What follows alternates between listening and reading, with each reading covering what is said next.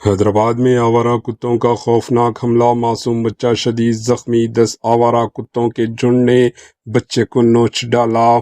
تلنگانہ کے دارالحکومت شہر حیدرآباد کے بی این ریڈی نگر کے قریب واقع ٹیچرز کالونی سے ایک انتہائی افسوسناک اور دل دہلا دینے والا واقعہ سامنے آیا، جہاں ایک معصوم بچے پر آوارہ کتوں کے جھنڈ نے حملہ کر دیا۔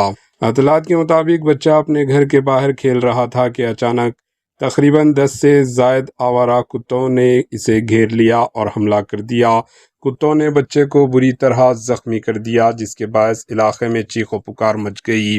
واقعہ دیکھتے ہی مقامی لوگ فوراً مدد کے لیے پہنچے اور بڑی مشکل سے بچے کو کتوں سے بچایا۔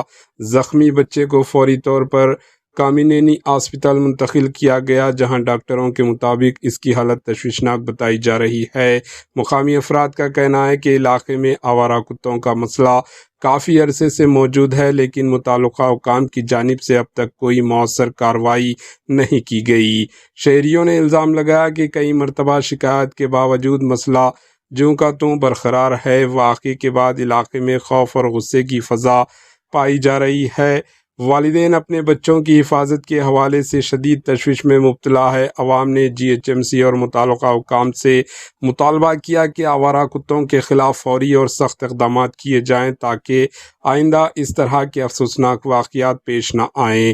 فی الحال زخمی بچے کا علاج جاری ہے، جبکہ پولیس اور متعلقہ ادارے واقعے کی جانچ میں مصروف ہے۔